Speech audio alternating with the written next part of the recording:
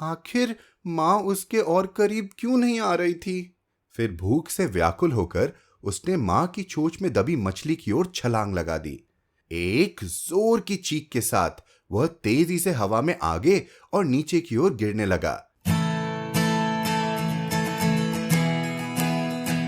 आप सुन रहे हैं कहानी जानी अनजानी पीयूष अग्रवाल के साथ। चलिए आज की कहानी का सफर शुरू करते हैं। नमस्कार दोस्तों, आशा करते हैं आप कहानियों का आनंद ले रहे होंगे, पर लगता है आप हमें लिखने में अभी भी हिचकिचा रहे हैं। तो बस हिचकिचाइए मत और हमें लिखते रहिए hello@piyushagarwal.com पर। आपके ईमेल्स मैसेजेस से हमें प्रेरणा मिलती है कि हम ऐसे ही आगे बढ़ते रहे। दोस्तों, हमारी आज की कहानी है उड़ान की। वो उड़ान जो हम कभी ना कभी अपनी जिंदगी में जरूर भरते हैं। हमारी आज की कहानी है आयरिश राइटर लियाम ओ फ्लाहर्टी की लिखी हिज फर्स्ट फ्लाइट का हिंदी अनुवाद उसकी पहली उड़ान, जिसका अनुवाद किया है सुशांत सुप्रिया जी ने। लियाम ओ फ्लाहर्टी एक आयरिश नॉवलिस्ट और शॉर्ट स्टोरी राइटर थे। इनका जन्म डबलिन आयरलैंड में हुआ।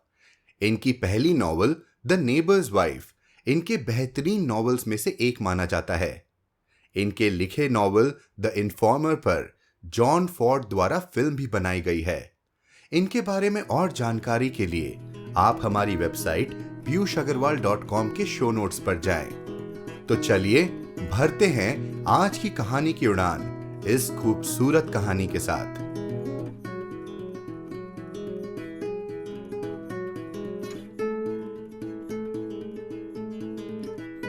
उसकी पहली उड़ान, लियाम ओ फ्लाहर्टी। अनुवाद सुशांत सुप्रिया। समुद्री चिड़िया का बड़ा हो चुका बच्चा पत्थर के उठे हुए किनारे पर अकेला था। उसकी बहन और उसके दो भाई कल ही उड़कर जा चुके थे। वह डर जाने की वजह से उनके साथ नहीं उड़ पाया था। जब वह पत्थर के उठे हुए किनारे की ओर दौड़ा था और उसने अपने पंखों को फड़फड़ाने का प्रयास किया था, तब पता नहीं क्यों वह डर गया था। नीचे समुद्र का अनंत विस्तार था और उठे हुए पत्थर के कगार से नीचे की गहराई मीलों की थी। उसे ऐसा पक्का लगा था कि उसके पंख उसे नहीं संभाल पाएंगे।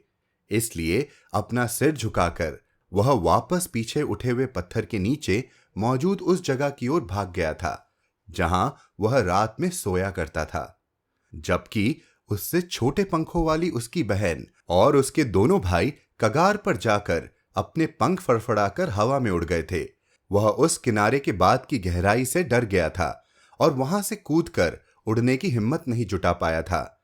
इतनी ऊंचाई से कूदने का विचार ही उसे हताश कर दे रहा था। उसकी मां और उसके पिता तीखे स्वर में उसे डांट रहे थे। वे तो उसे धमकी भी दे रहे थे कि यदि उसने जल्दी उड़ान नहीं भरी तो पत्थर के उस उठे हुए किनारे पर उसे अकेला भूखा रहना पड़ेगा। लेकिन बेहद डर जाने की वजह से वह अब हिल भी नहीं पा रहा था। यह सब 24 घंटे पहले की बात थी। तब से अब तक उसके पास कोई नहीं आया था। कल उसने अपने माता पिता को पूरे दिन अपने भाई बहनों के साथ उड़ते हुए देखा था। वे दोनों उसके भाई बहनों को उड़ान की कला में माहिर बनने और लहरों को छूते हुए उड़ने का प्रशिक्षण दे रहे थे। साथ ही वे उन्हें पानी के अंदर मछलियों का शिकार करने के लिए गोता लगाने की कला में पारंगत होना भी सिखा रहे थे। दरअसल उसने अपने बड़े भाई को चट्टान पर बैठकर अपनी पहली पकड़ी हुई मछली खाते हुए भी देखा था, जबकि उसके माता पिता उसके बड़े भाई के चारों ओर उड़ते हुए गर्व से शोर मचा रहे थे। सारी सुबह समुद्री चिड़िया का पूरा परिवार उस बड़े पठार के ऊपर हवाई गश्त लगाता रहा। पत्थर के दूसरे उठे हुए किनारे पर पहुंचकर उन सब ने उसकी बुजदली पर उसे बहुत ताने मारे थे।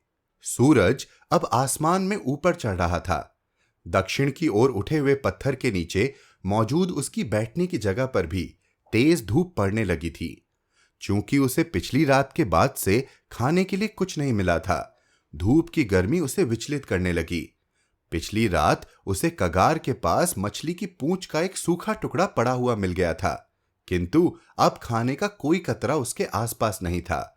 उसने चारों ओर ध्यान से देख लिया था, यहां तक कि अब गंदगी में लिपटे घास के सूखे तिनकों से बने उस घोंसले के आसपास भी कुछ नहीं था जहां उसका और उसके भाइयों का जन्म हुआ था। भूख से व्याकुल होकर उसने अंडे के टूटे पड़े सूखे छिलकों को भी चबाया था।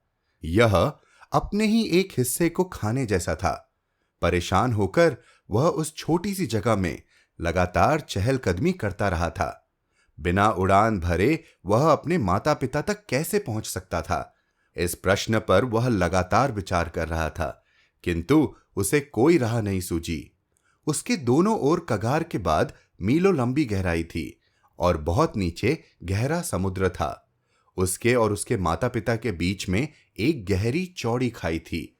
यदि वह कगार से उत्तर की ओर चलकर जा पाता तो वह अपने माता पिता तक पहुंच सकता था, लेकिन वह चलता किस पर? वहां तो पत्थर थे ही नहीं, केवल गहरी खाई थी और उसे उड़ना आता ही नहीं था। अपने ऊपर भी वह कुछ नहीं देख पा रहा था, क्योंकि उसके ऊपर की चट्टान आगे की ओर निकली हुई थी, जिसने दृश्य को ढक लिया था। और पत्थर के उठे हुए किनारे के नीचे तो अनंत गहराई थी ही, जहां बहुत नीचे था हहराता समुद्र। वह आगे बढ़कर कगार तक पहुंचा। अपनी दूसरी टांग पंखों से छिपाकर वह किनारे पर एक टांग पर खड़ा हो गया। फिर उसने एक एक करके अपनी दोनों आंखें भी बंद कर ली और नींद आने का बहाना करने लगा। लेकिन इस सब के बावजूद उसके माता पिता और भाई बहनों ने उसकी ओर कोई ध्यान नहीं दिया। उसने अपने दोनों भाइयों और बहन को पठार पर अपना सिर अपने पंखों में धंसाकर ऊँघता हुआ पाया। उसके पिता अपनी सफेद पीठ पर मौजूद पंखों को सजा संवार रहे थे। उन सब में केवल उसकी मां ही उसकी ओर देख रही थी। वह अपनी छाती फुलाकर पठार के उठे हुए भाग पर खड़ी थी। बीच बीच में वह अपने पैरों के पास पड़े मछली के टुकड़े की चीर फाड़ करती और फिर पास पड़े पत्थर पर अपनी चोंच के दोनों हिस्सों को रगड़ती। खाना देखते ही वह भूख से व्याकुल हो उठा। ओह, उसे भी मछली की इसी तरह चीड़-फाड़ करने में कितना मजा आता था। अपनी चोंच को धारदार बनाने के लिए वह भी तो रह रहकर उसे पत्थर पर घिसता था। उसकी मां ने उसकी आवाज का उत्तर दिया और उसकी ओर देखा। उसने ओ मां, थोड़ा खाना मुझ भूखे को भी दे दो की गुहार लगाई। लेकिन उसकी मां ने उसका मजाक उड़ाते हुए चिल्लाकर पूछा, क्या तुम्हें उड़ना आता है? पर वह दारुण स्वर में मां से गुहार लगाता रहा और 1-2 मिनट बाद उसने खुश होकर किलकारी मारी। उसकी मां ने मछली का एक टुकड़ा उठा लिया था और वह उड़ते हुए उसी की ओर आ रही थी। चट्टान को पैरों से थपथपाते हुए वह आतुर होकर आगे की ओर झुका ताकि वह उड़कर उसके पास आ रही मां की चोंच में दबी मछली के नजदीक पहुंच सके। लेकिन जैसे ही उसकी मां उसके ठीक सामने आई, वह कगार से जरा सा दूर हवा में वहीं रुक गई और उसकी टांगे बेजान होकर हवा में झूलने लगी। अब उसकी मां की चोंच में दबी मछली का टुकड़ा उसकी चोंच से बस जरा सा दूर रह गया था। वह हैरान होकर एक पल के लिए रुका। आखिर मां उसके और करीब क्यों नहीं आ रही थी? फिर भूख से व्याकुल होकर उसने मां की चोंच में दबी मछली की ओर छलांग लगा दी। एक जोर की चीख के साथ वह तेजी से हवा में आगे और नीचे की ओर गिरने लगा। उसकी मां ऊपर की ओर उड़ गई। हवा में अपनी मां के नीचे से गुजरते हुए उसने मां के पंखों के फड़फड़ाने की आवाज सुनी। तभी एक दानवी भय ने जैसे उसे जकड़ लिया और उसके हृदय ने जैसे धड़कना बंद कर दिया। उसे कुछ भी सुनाई नहीं दे रहा था, पर वह सारा एहसास केवल पल भर के लिए हुआ। अगले ही पल उसने अपने पंखों का बाहर की ओर फैलना महसूस किया। तेज हवा जैसे छाती और पेट और पंखों से टकराकर गुजरने लगी। उसके पंखों के किनारे जैसे हवा को चीर रहे थे।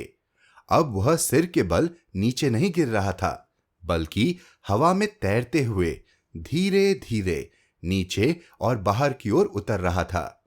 अब वह भयभीत नहीं था, बस उसे जरा अलग सा लग रहा था।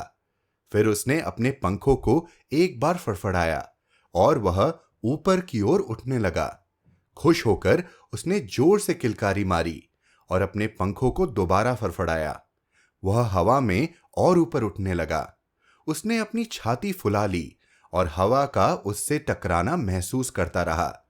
खुश होकर वह गाना गाने लगा। उसकी मां ने उसके ठीक बगल से होकर गोता लगाया। उसे हवा से टकराते मां के पंखों की तेज आवाज अच्छी लगी। उसने फिर एक किलकारी मारी। उसे उड़ता हुआ देखकर उसके प्रसन्न पिता भी शोर मचाते हुए उसके पास पहुंच गए। फिर उसने अपने दोनों भाइयों और अपनी बहन को खुशी से उसके चारों ओर चक्कर लगाते हुए देखा।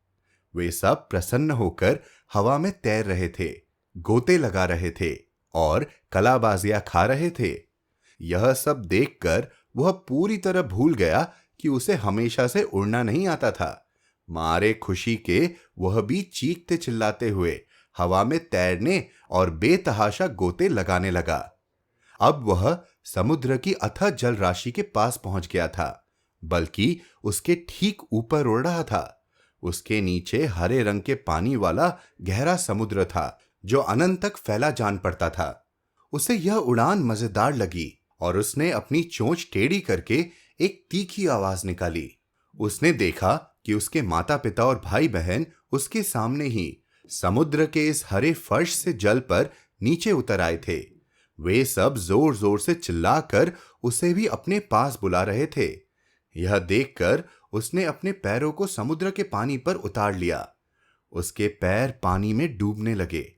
यह देखकर वह डर के मारे चीखा और उसने दोबारा हवा में उड़ जाने की कोशिश की, लेकिन वह थका हुआ था और खाना न मिलने के कारण कमजोर हो चुका था। इसलिए चाहकर भी वह उड़ न सका। उसके पैर अब पूरी तरह पानी में डूब गए और फिर उसके पेट ने समुद्र के पानी का स्पर्श किया। इसके साथ ही उसकी देह का पानी में डूबना रुक गया। अब वह पानी पर तैर रहा था और उसके चारों ओर खुशी से चीखता चिल्लाता हुआ उसका पूरा परिवार जुट आया था। वे सब उसकी प्रशंसा कर रहे थे और अपनी चोंचों में ला लाकर उसे खाने के लिए मछलियों का टुकड़ा दे रहे थे। उसने अपनी पहली उड़ान भर ली थी।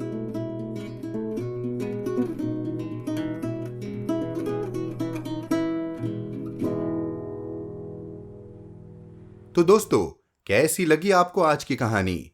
हमें पक्का पता है कि आप भी नहीं भूले होंगे अपनी उस पहली उड़ान को।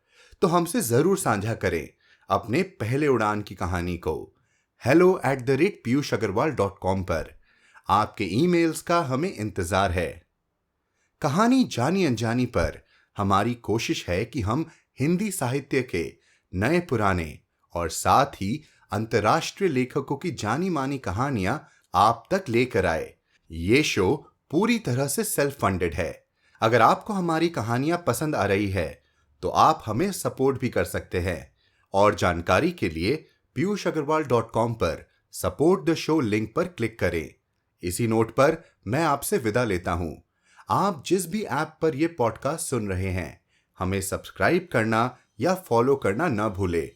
हर शुक्रवार आप तक नई कहानियां लाने का श्रेय मैं अपनी टीम को देना चाहूंगा।